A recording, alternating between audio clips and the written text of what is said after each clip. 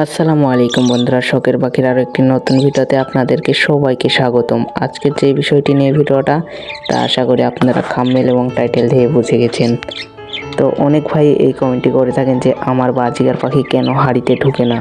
তো হাঁড়িতে না ঢোকার অনেক কয়টি কারণ আছে এবং সমাধানও আছে, আপনাদেরকে দুটোই আজকে ক্লিয়ার করে দেব। আশা করি সম্পূর্ণ ভিডিওটি দেখবেন এবং চ্যানেলে নতুন হয়ে থাকলে অবশ্যই চ্যানেলটিকে সাবস্ক্রাইব করে দেবেন। প্রথম ভুলটি আপনারা অনেকেই করে থাকেন যে বাজিগার পাখির ছেলে মেয়ে না চিনে জোড়া দিয়ে দেন এবং তারা একসাথে কিন্তু থাকতে চায় না এবং হাঁড়িতে ঢোকে না।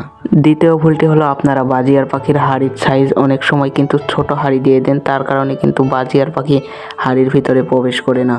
তৃতীয় ভুলটি হলো বাজিগার পাখির ভয় পাওয়া। অনেক সময় আপনাদের বাড়ির ছেলে পেলে বাচ্চা কাচ্চা এসে পাখিকে বিরক্ত করে এবং ভয় দেখায়, যার কারণে কিন্তু পাখি হাঁড়ির ভিতরে ঢুকতে চায় না। আরেকটি ভুল হলো খাঁচার ভিতরে অনেক সময় দেখা যায় ইঁদুর দৌড়াদৌড়ি করে, তার জন্য কিন্তু বাজিগার পাখি ভয় পেয়ে যায়, তার জন্য কিন্তু হাঁড়ির ভিতরে ঢুকতে চায় না। তো বন্ধুরা, এবার আপনাদেরকে বলবো এসব সমস্যার সমাধান কিভাবে করবেন। প্রথমেই আপনাদের বাজিগার পাখির ছেলে মেয়ে চিনে জোড়া দিতে হবে। তারপরে আপনাদেরকে যে কাজটি করতে হবে, বাজিগার পাখির খাঁচাটি এমন স্থানে রাখুন যে এখানে আপনি ছাড়া আর কেউ যাতায়াত করবে না। খাঁচাটি রাখবেন একটু উঁচুতে, যেন বাড়ির ছেলে পেলে পাখিদেরকে বিরক্ত করতে না পারে। তাহলেই দেখবেন আপনাদের বাজিগার পাখি হাঁড়িতে ঢুকবে এবং ব্রিডিং করবে এবং ডিম বাচ্চাও দেবে। সর্বশেষ আরেকটি সমাধান হলো আপনাদের বাজিগার পাখির এরকম বড় সাইজের একটি হাঁড়ি দিয়ে দেবেন। ছোট হাঁড়ি দিলে কিন্তু বাজিগার পাখি হাঁড়িতে ঢুকবে না, ভয় পাবে।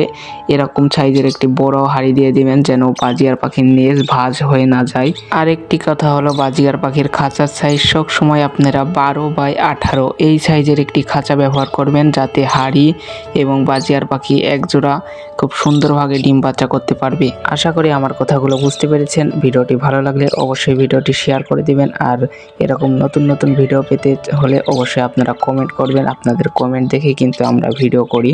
সকলেই ভালো থাকবেন। আসসালামু আলাইকুম ওয়া রাহমাতুল্লাহ।